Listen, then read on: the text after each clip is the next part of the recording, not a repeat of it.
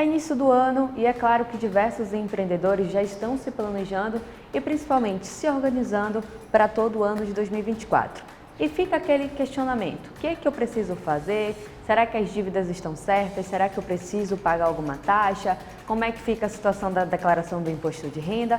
E para quem tem interesse de registrar sua marca e até mesmo para quem quer começar 2024 iniciando um empreendedorismo, por que não?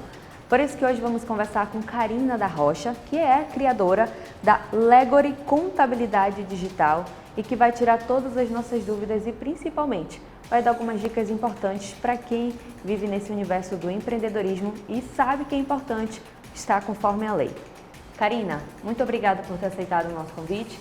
É um assunto extremamente importante, né? A gente sabe que para diversos brasileiros, todo ano são diversos negócios que são criados, mas é importante a gente se atentar a algumas regras que até mesmo para que a gente possa fluir com o nosso negócio de uma forma mais tranquila e também, como eu falei no início, conforme a lei, né, Karina? Isso. Oi, pessoal, tudo bem? Bom, primeiramente, estou muito feliz de ter sido convidada. Esse é um momento aí, o primeiro trimestre do ano é um momento muito movimentado para a gente que tem escritório de contabilidade, justamente porque está todo mundo aí buscando se regularizar, tem muita coisa acontecendo, tem atualização de salário mínimo, e isso a gente vai conversar um pouco mais sobre isso hoje. Agora, Karina, como a gente até conversou nos bastidores, tira logo essa dúvida para o pessoal. Tem o MEI e tem o registro de marca, tem diferença? Tira essa dúvida para a gente, explica melhor. Sim, são coisas distintas, tá? O MEI, ele tem um CNPJ, ele tem ali, tem uma personalidade jurídica, e quando você precisa registrar uma marca, é em outro órgão, são dois processos completamente diferentes. Então, o registro de marca a gente faz pelo INPI. Não necessariamente, tá? No momento que você tem um CNPJ que tem o nome fantasia ali da sua empresa, por exemplo, eu poderia ter o nome da fantasia da minha empresa Legory no meu CNPJ. Mas isso não garante eu ter o registro da minha marca. Né? Isso não garante que eu tenha segurança que ninguém vai utilizar o nome da minha marca em todo o território nacional por 10 anos. Então, são coisas diferentes. Agora, é importante que todo MEI tenha o registro de marca, é isso? Isso. Bom, a gente precisa primeiro observar o cenário nacional das empresas. No Brasil, tem mais de 20 milhões de empresas, né? Então, é muito comum a gente observar estabelecimentos com nomes parecidos, próximos, e isso é um risco. Imagine que todo dia um empresário levanta, vai trabalhar para erguer ali o nome da sua empresa e de um dia para a noite chega uma notificação para essa pessoa falando: você não pode mais utilizar o nome da sua empresa porque eu registrei. E essa pessoa pode morar tanto na sua cidade, como também em outro estado. Então, registrar a sua marca é a única forma de você proteger legalmente, tá? Por possíveis pessoas que queiram copiar, concorrência também querendo ganhar o mercado em cima do seu nome. Precisa, sim, registrar para ter essa segurança. Você falou um tema bastante interessante porque quando a gente transita pela cidade, não só aqui no Amazonas, em Manaus, mas acho que em diversas outras capitais, sempre tem diversas multinacionais e pelos bairros ali a gente vê nomes, né, muito parecidos com empresas grandes ou até a logo, né? Então acaba que é necessário que a gente tenha essa importância, né? Até mesmo para não ter problemas jurídicos lá na frente e para não perder seus direitos e benefícios perante a lei do governo federal, né, Karina? Isso, exatamente. Então, sempre quando você for criar uma empresa, é sempre bacana você ir lá no órgão INPI, que você pode pesquisar sozinho, verificar se tem alguma pessoa com o nome já dessa marca. Se já tiver, não é interessante que você coloque na sua empresa. Se, porventura, uma pessoa tem o nome registrado da mesma marca que você utilize, mesmo que no seu CNPJ você utilize o nome dessa marca há 5, 6 anos, o que vai realmente mandar ali é o registro daquela pessoa. Eu sempre gosto de utilizar uma didática seguinte: você passa na frente de um terreno e não basta dizer que você é dono daquele terreno, você tem que ter um documento comprovando que aquele documento é seu.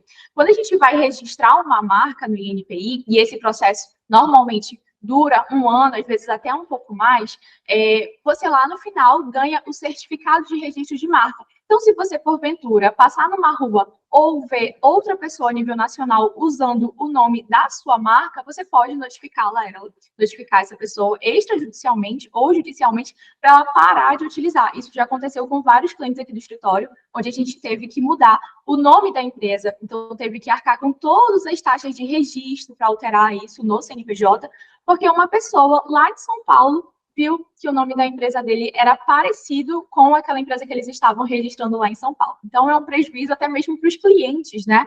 Porque a gente vai ali, compra com aquela empresa e a gente já está acostumado com aquele nome. Então, de uma hora para outra, tem essa mudança de que precisa mudar porque você não fez o seu registro de marca e tem outra pessoa que é dona.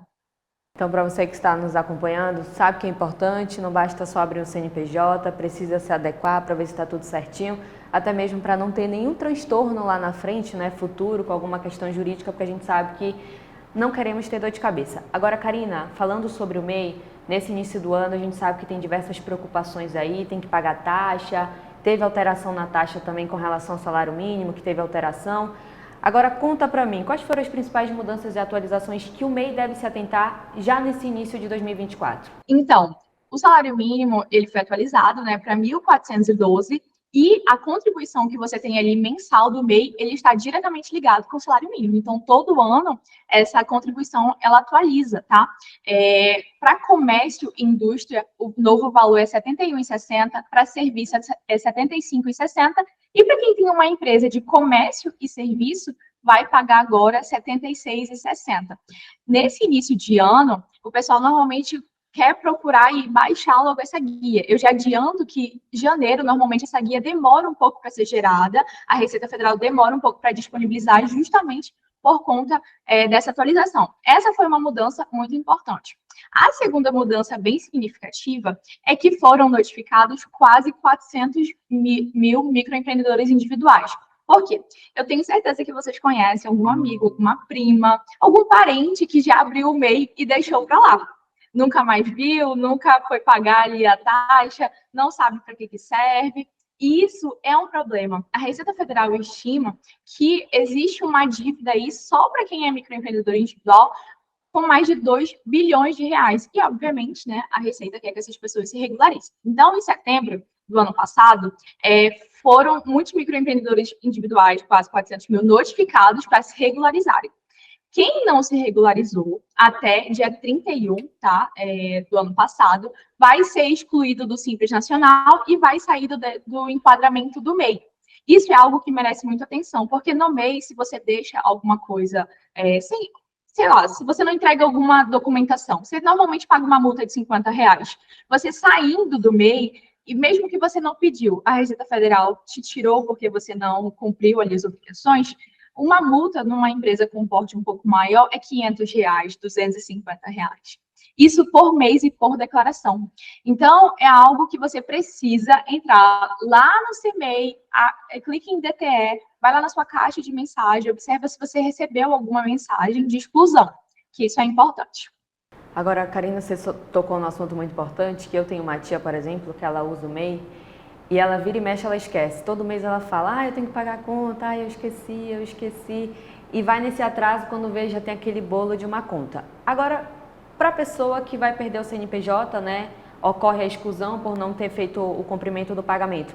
No futuro, se ela quitar essas dívidas, porque ela vai ser cobrada, né, pela Receita Federal, ela pode criar um novo MEI ou o CPF dela proíbe? Como é que funciona essa parte?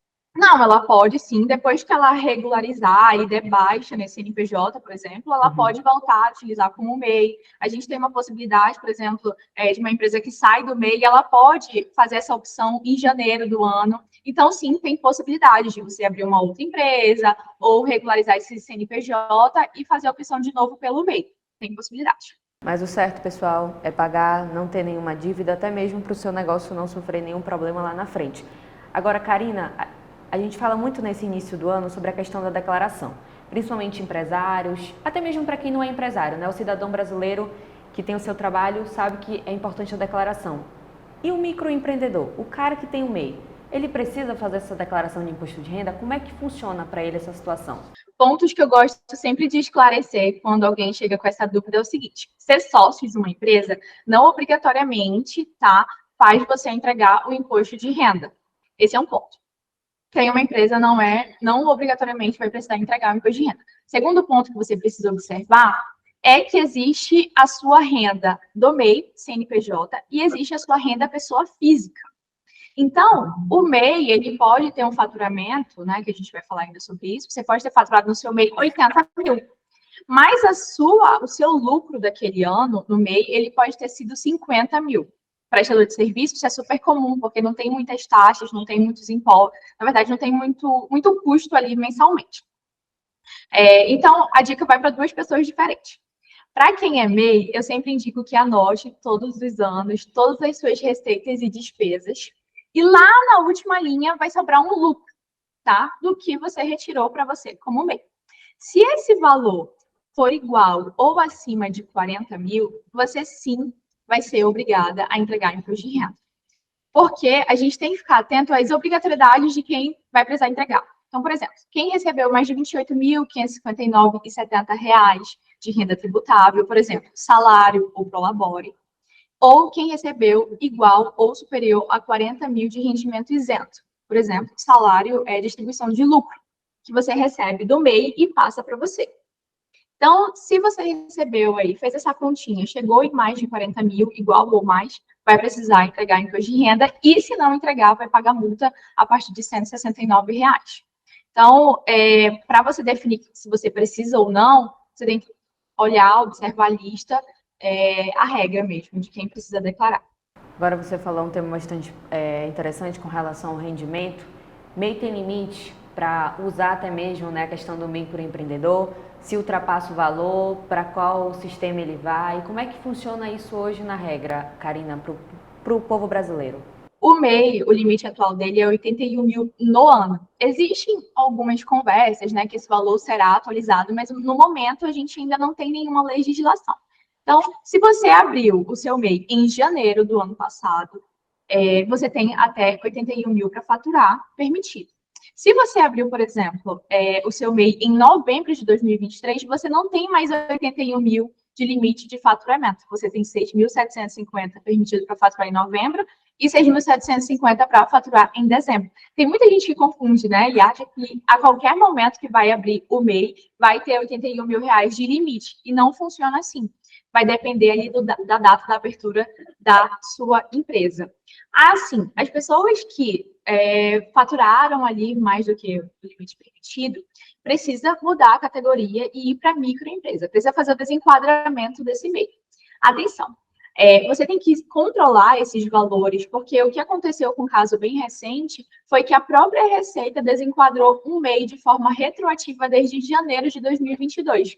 Então, ele extrapolou o limite de 81 mil, não comunicou para a Receita Federal, mas a Receita Federal notificou ele e falou: você vai ser MEI, você vai ser microempresa a partir de janeiro.